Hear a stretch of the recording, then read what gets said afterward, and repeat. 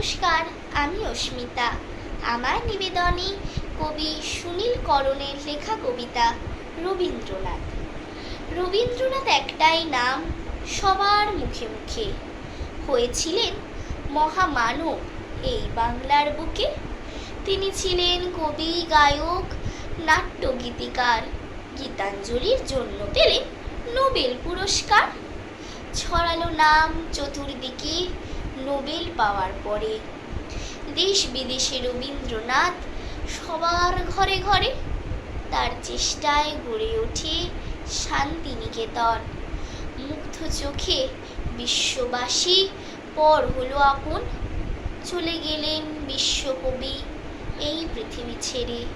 তবু নাম রবীন্দ্রনাথ সবার অন্তরেতে। তবু নাম রবীন্দ্রনাথ সবার অন্তরেতে। ধন্যবাদ।